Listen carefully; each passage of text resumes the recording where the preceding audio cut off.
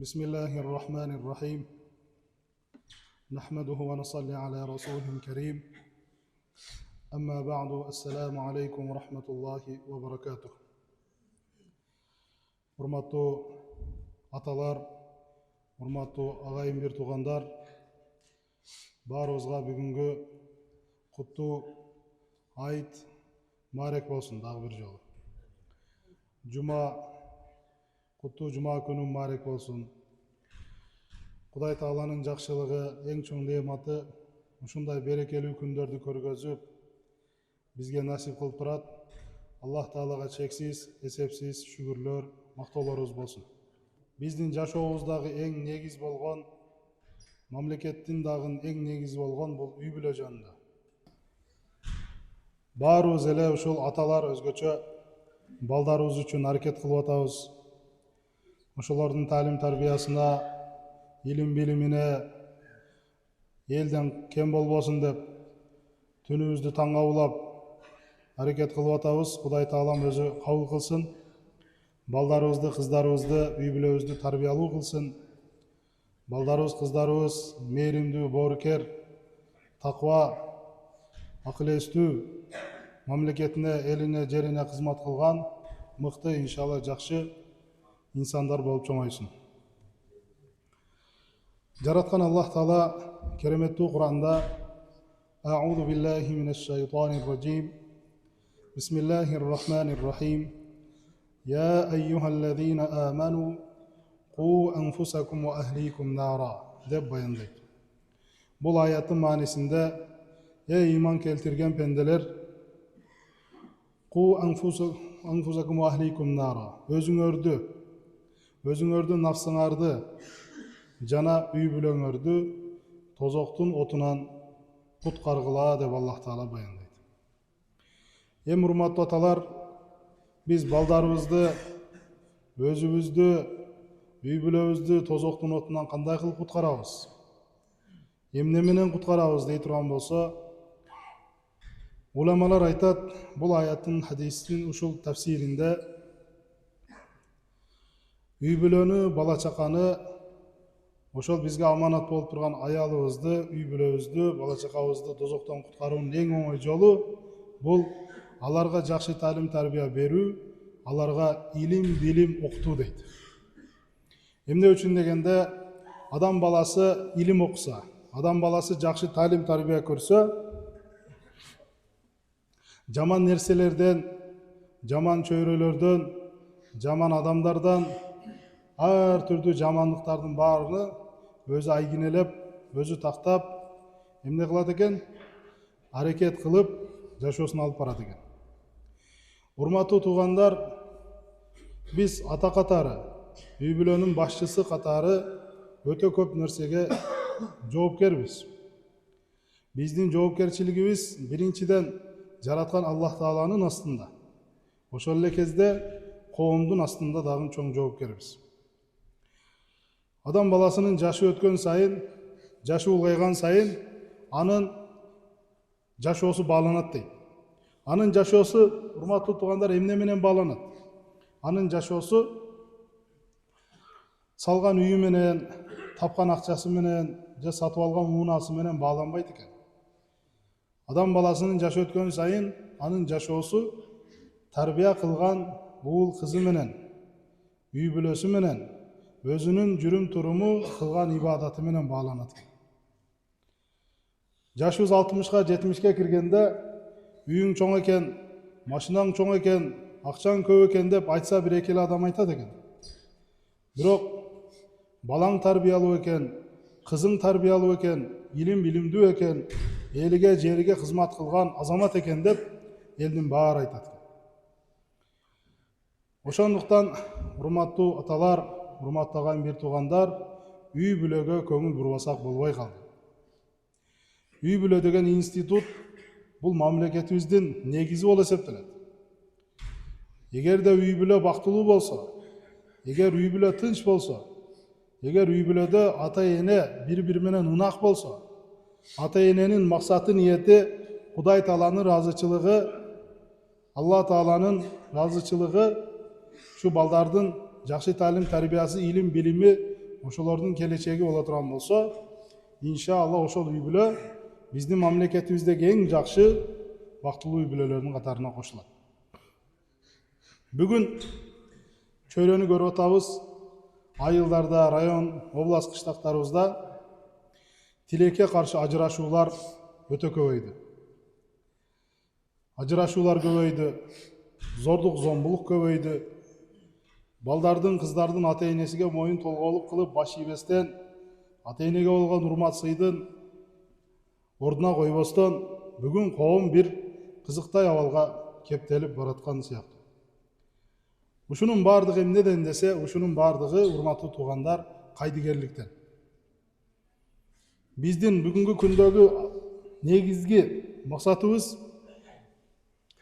кандай кылып акча тапсам экен, кандай кылып үйүмдү чоңойтсам экен, ушул машинаны кандай кылып дагы чоңойтомун, кандай кылып чоңураак аш берип элден аброй аламын, чоңураак бир улак берип элден бата аламын деген сыяктуу бир куру намыс, кээде акыретиңе да пайдасы жок иштер менен алек болуп калганыбызданбы, же колубуздан телефон түшпөстөн эртеден кечке көчөдөгү ушактан, интернеттеги ушактан, саясаттан башкадан бошобой калганыбызданбы, бүгүн биздин балдарыбыз, кыздарыбыз бир аз кароосуз калып,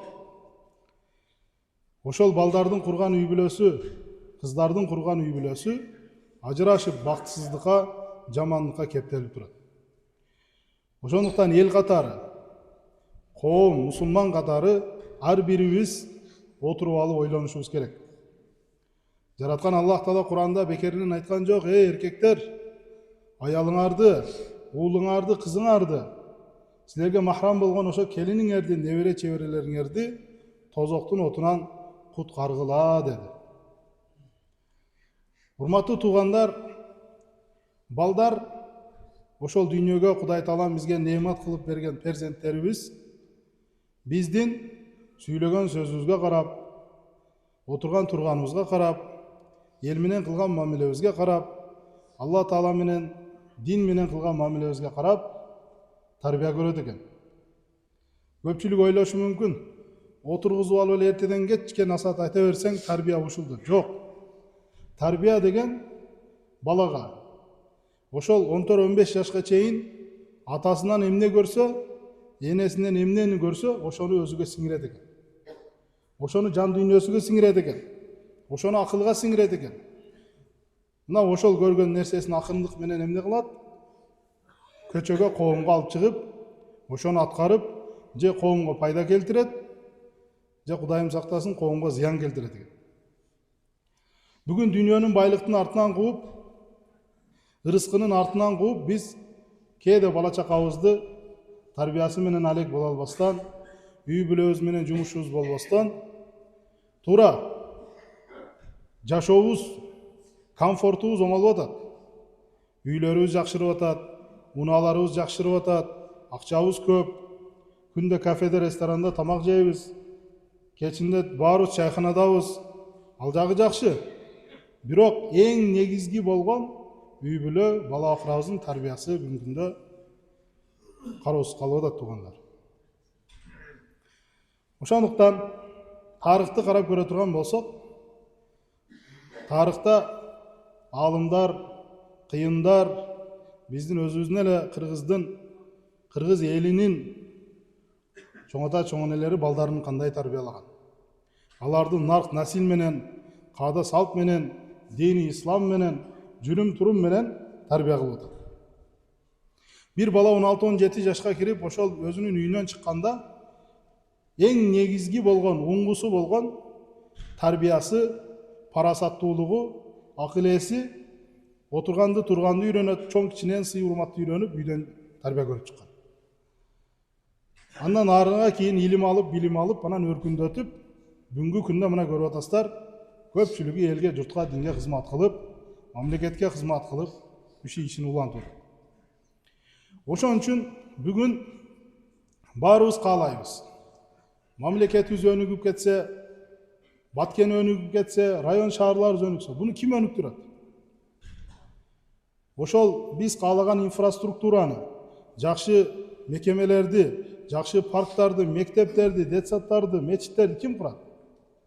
Ошол сиз менен мен тарбия кылган уул кыздарыбыз курат туугандар. Жакшы китептерди, жакшы илим билимди ким берет? Биздин бала чакабыз берет.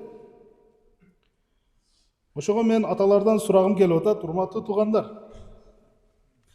Мына үй салып атабыз. Үйүбүздө мыйманканабыз бар, тамакканабыз бар. Бүгүн эми шарт деп даараткананы алып кирдик. Бирөө келсе уят деп башка кылып атабыз.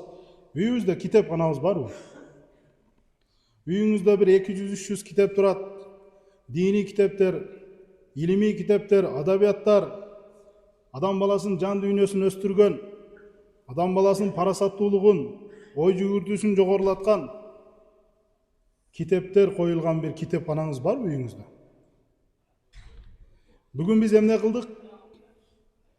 Замандын талабы экен деп интернетти үйгө уладык. Кымбат баалуу телевизорду үйдүн төрүнө койдук. Анын ичи толтура мусор. Анан балабыздын, кызыбыздын тарбиясы бузулса, өзүбүздөн өзүбүз кыжаалат болуп капа болуп жүргөн кезибиз. Балким ушул нерсеге өзүбүз күнөө көрүлөбүз. Өзүбүздөн бир күнөөнү карап көрбөйлүбү туугандар? Бүгүн биздин тарбия кылып аткан балдарыбыздын канчасынын колунан өнөр келет? Канчасынын бир кесиби бар? Кыздарыбыздын канчасынын колунан бир кесип өнөр келет? Мына кыздарды турмушка берип атабыз. Аял киши бул тарбиячы. Аял киши ошол үйдүн негизги тарбиячысы болуп эсептелет. Муну баарыбыз билебиз. А тарбиячы өзүндө жакшы кесиптерди, жакшы нерселерди камтыган болуш керек да. Сиздин биздин кызыбыз барган жеринен бакыт табыш үчүн биринчи эмне керек? Үй шыпырганды, тамак кылгандан мурда адам менен мамиле кылганды үйрөнүш керек. Адам менен мамиле кылганды үйрөнүш керек. Себеби барган жерде ар түрдүү киши бар. Аксакалы бар, жашы бар, акылдуусу бар, акылсызы бар, байы бар, кедейи бар. Ошолордун баары менен тил табышып, анча-мынча төмөн кете турган жерде төмөн кетип, тең сүйлөшө турган жерде тең сүйлөшүп, ошол жерде өзүнүн адептүүлүгүн, өзүнүн парасаттуулугун, өзүнүн акылдуулугун көргөзүп, андан кийин калган жумуштарын ордуна коюп кетсе, мен ойлойм бакыт табат. Ошол парасаттуулукту, ошол акылды, ошол зиректикти кыздарыбыз, балдарыбыз кимден үйрөнөт? Кимден үйрөнөт? Үйдөн атасынан үйрөнөт, апасынан үйрөнөт туугандар. Апалары чорникасадан бошобосо, аталары чайханадан бошобосо, китеп менен, илим билим менен иши болбосо, курсагынын тойгонуга сүйүнүп жүрө берсе, бир малды союп, чала бышырып, элге таратканга сүйүнүп жүрө берсе, балдардын илим билимиге кантип кам көрөбүз? Бүгүн баласынын кээ бир туугандардан Алла ыраазы болсун, кымбат баалуу жакшы мектептерде окутуп атат, жакшы медреселерде окутуп атат, жакшы кесип, өнөр жайларды окутуп атат, акчасы кетип атат. Балким ал акчага чоңураак машина сатып алса болот эле, үйүнү чоңойтуп койсо болот эле. Бирок аны кылбастан токто, ушул балам илимдүү болсун, ушул балам билимдүү болсун деп инвестицияны баласыга салып атат. Ошол нерсени биз баарыбыз кылышыбыз керек. Себеби илимдүү адамдарды көрүп атасыздар. Бүгүн бизге ким керек? Кыйын архитекторлор керек. Өтө кыйын агрономдор керек. Ушундай Баткенге окшогон кургак жерлерге мыкты дарактарды өстүргөн, мыкты жашылдандыра турган агрономдор керек. Кыйын врачтар керек. Өтө кыйын дипломаттар керек. Ошонун баардыгы биздин үйүбүздөн чыгат туугандар. Үйүбүздөн чыгат. Ал ошол төрөлгөндөн баштап болот. Сахабалар пайгамбарыбыз саллаллаху алейхи вассаламдан келип сурады: "Я Расулаллах, ey Алланын элчиси, балдарыбыздын тарбиясыны качан башташыбыз керек?" дегенде, пайгамбар алейхиссалам айтты: "Балдарыңардын тарбиясыны сен үйлөнө элегиңден мурда, аялың турмушка чыга электен мурда башташ керек." Бул кандай болот десе, ата биринчи өзүнү тарбия кылыш керек. Эне өзү биринчи өзүнү тарбиялаш керек. Атанын ичкиликтен, тамекиден, насыбайдан, же болбосо бир болор-болбос нерселерден колу бошо болсо, эненин гыйбаттан, ушактан колу бошо болсо, бала кимден тарбиялат туугандар? Бала каяктан тарбиялат? Анан ошол баланы интернет тарбиялайт, мектеп тарбиялабайт, мектеп билим берет. Мектеп ага математика үйрөтөт, кыргыз тили үйрөтөт, грамматика үйрөтөт. А тарбия үйдө болот. Ошон үчүн биздин ата бабалар сонун айтып койгон: куш уясында көргөнүн кылат деп. Атасы парасаттуу, атасы зирек, атасы тууру сөз, атасы жигит болсо, бала да ошондой болот. Атасы мошенник, жалганчы, кулак кесер, өзүн өзү орусчалап атабаган шустрий болсо, баласы деле ошонун айланасын деле болот. Бул нерсеге дан кыргыздын жакшы сөзү бар. Атасы жакшынын бири жинди, атасы жиндинин бири жинди дейби, энеси жиндинин баары жинди. Үйдө бүгүн кандай болуп атат аура? Аялыңыз сиз келген ордунан тик туруп, үйдүн кожоюну келди, атасы келди, үйүмдүн берекеси келди деп кыздарга өрнөк болуп атабы? Же сиз чыгышыңыз менен эле атаң адам эмес, атаң андай, атаң мындай деп балдарга жамандап, ата деген бир улуу бир фигураны жок кылып салып атабы? Ошондуктан урматтуу туугандар, эмне үчүн намаз окуйбуз? Эмне үчүн Куран окуйбуз? Куранды арабчасын келтирип, обонун келтирип окуш үчүн түшүрүлгөн эмес. Куран маанисин окуп, ошого амал кылгын. Балдарыңды, кыздарыңды ушу Куран менен тарбиялагын деп түшүрүлгөн. Мына бардыгыбыз тарбиячыбыз. Куллукум раин, бардыгыбыз койчуманбыз. Башчыбыз, үй бүлөдө кожоюнмун дейбиз. Хоп, кожоюн болсо, ошо кожоюндугубузду өркүндөтүш үчүн, өстүрүш үчүн, эртең балдарым мындай суроо сурап калса, мен балдар өзүбүздүн үстүбүздө өзүбүз иштеп атабызбы? Канча китеп окудуңуздар?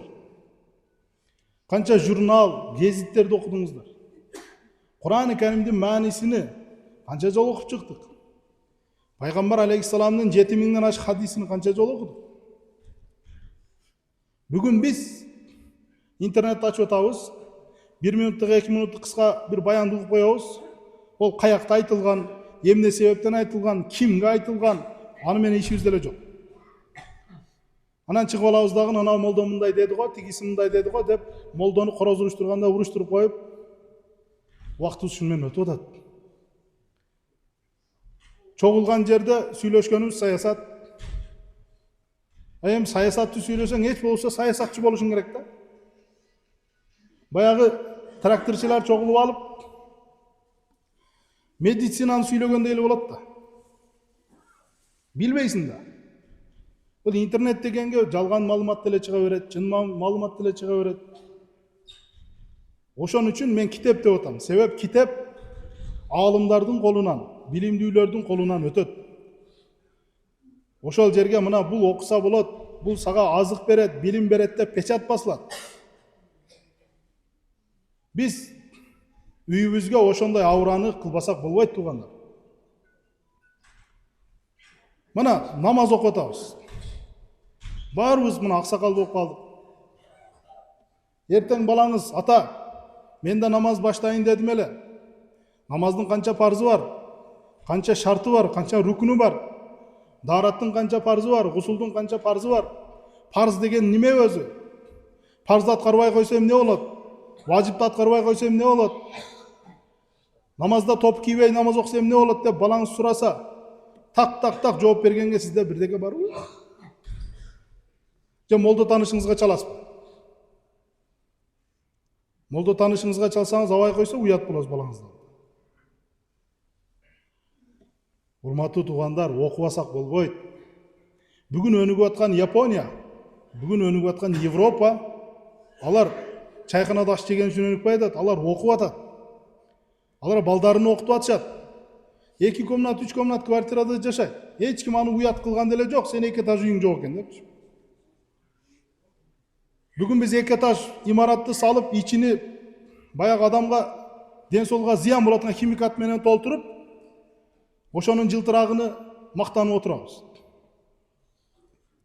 А балабыз биякта тамеки тартып жүрөт. Кызыбыз барган жеринен эптей албай атат.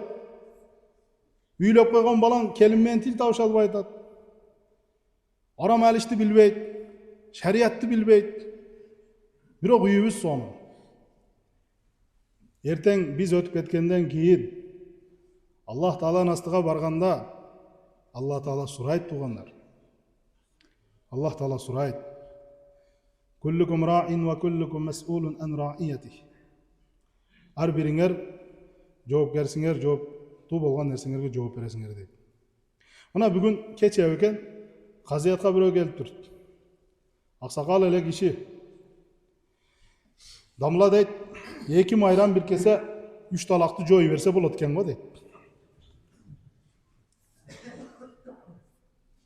Каяктан чыгып атат мындай маселелер? Бүгүн мына балдарыбызды, кыздарыбызды үйлөп атабыз. Балаңызга отургузуп, "Эй бала, сен бирөөдүн кызына аманат кылып алып атасың. Аны урганга укугуң жок сенин. Аны тепкенге укугуң жок. Аны кемсинткенге укугуң жок. Аны алып, анын ата-энесини душман тарап дегенге укугуң жок. Сага көзүнүн карасыны, жүрөгүнү берип атат. Сен аны абайлап, өзүң тарбиялап, билбегенин үйрөтүп, билгениден пайдаланып, жашоодо алып кетишиң керек. Айыбы жок дос издесең доссуз каласың. Айыбы жок катын издесең катынсыз каласың деп шарият бар. Талак деген маселе бар. 1 талагы болот, 2 талагы болот, 3 талагы болот. Кинаясы болот, мажазы болот. Сен шуларды молдолордон тактап үйрөнүп ал. Болсо мен сени алып барып үйрөтөйүн, токто. Сени үй бүлөгө биринчи даярдайлы. Деп кылып атабызбы ошол иштерди? Мана жөнөкөй уна машина айдап атабыз. Праваңыз болсо $100,000 машинаңыз болсо аны элге айдап чыга албайсыз. А бирок жашоодун эң негизи болгон, жашоодун уңгусу болгон, караңыздар. Үй бүлөдө бүгүн балдарыбыз шариятты билбестен, эрлик милдеттердин жоопкерчилигин билбестен үйлөнүп алып атат. Кыздарыбызга энелер отургузуп айтпай атат. Анан барып атат, эмне? Мага айфона бербей койду эле. Анан мага алтына бербей койду эле. Анан кайнатам мага кабагын салып карап койду эле. Анан кайненем тамагынын тузу кем болду деп айтты эле, мен ажырашам деп келди. Ошондуктан урматтуу туугандар, Баткен обласы мурда да айттым эле, зордук зомбулуктан өзүнүн баласыны уруп, өзүнүн аялыны кордогондон 1-чи орунда экен республикада. Ошол аялды уруп аткан христиан деп ойлойсуздарбы? Же бир Америкадан келген бир конок деп ойлойсуздарбы? Ошол эле сиз менен биздин эле балабыз ошол. Аллах Таала бизге ушул бөөк кылып берген бала. Бирөөдүн кызын кордоп, көзү башын көгөртүп уруп, больницага түшө турган кылып, кээ бирди өлтүрүп коюп атат. Мына кыздардын аталары отурасыздар. Кызыңызга бирөө кол көтөрсө чыдайсызбы? Жүрөгүңүз чыдайбы? Ушул нерсени биз мааракелерде чогулганда, ифтарларда чогулганда эмне болор экен, а? Мына саясат эмне болуп атат дештин ордуга, эй токто. Сенин балаң, кызың турмуш кандай? Эмне болуп атат деп мындай уят карып коюшубуз керек. Биз бүгүн мына ачуу болсо чындык, эптеп эле ушул бир малды жыгытып, казанга салып чалапучук пышырып алып, бөлүп жеп үйрөнүп эле, шун менен эле оралып калдык да. Катардан бир арабтар келди эле. Келип анан 1-2 областты кыдырып, 1-2 жума жүрдү дагы. Мага келип айтат. Силер кызык эл экенсиңер дейт. Силер 4 мезгилде жашаган бактылуу эл экенсиңер. Дария десе дария экен, таттуу десе таттуу экен, мөмө жемиш бар жок бар экен. Бирок силер топуну мындай кылып кийиш керекпи, тигиндей кылып кийиш керекпи? Мындай кылыш керек, мынтип кийиш керек, мындай түздөнүш керек деген болор темалар менен эле талашып өмүрүңөрдү өткөрүп атыпсыңар дейт. Неге сиздин биздин балабыз 5-6 тил билбеш керек? Немеге кыйын академик болбош керек? Анчын аталар, мен айланып кетейин, сиздерге кайрылайын. Күйүңүздөр. Неге менин балам илимдүү болбойт? Неге менин балам? Динди үйрөтөйлү. Баары кары болсун, Куранды жаттасын, шариятты да окусун, бирок кесипти окусун да. Кесипти да окуш керек. Биринчи өзүбүз өрнөк бололу. Көчөдө жүргөндө мана ушулду жакшы көрүшөйлү, жакшы мамиледе болойлу, бири-бирибизге баа берейлик. Өлүп калгандан кийин жакшы адам эле деген токтотуп, тирүү кезинде сен жакшы адамсың. Сен жакшы адамдын баласысың деп бирибиз мактап жашайлы. Колдон келбейби? Колдон келет туугандар. 4 күндүк өмүр эртең бүтүп калат, анан аттиң болот. Аллах таала баарыбызга тауфик берсин. Рамазан айтыны баарыбызга маарек кылсын, жуманы маарек кылсын. Эмиги Рамазандарга аман эсен жеттин Алла насип кылсын. Амин. Аллахумма агфир лана зунубана ва каффир анна сайyiatina ва таваффана мa'ал абрар. Жараткан Аллахым, бизге Алла өзүң өнүгүүсү берген, балдарыбызды, кыздарыбызды илим билимдүү, талим тарбиялуу, ата-энеге мээримдүү, элге, жерге, диниге кызмат кылган, мамлекетибизди алдыга сүйрөгөн мыкты инсандардан кыл. Ушул жамаатыбыздан да өзүң ыраазы болгон, баарыбыздын кемчиликтерибизди оңдогонго Аллахым бизге тауфик берген. Аллах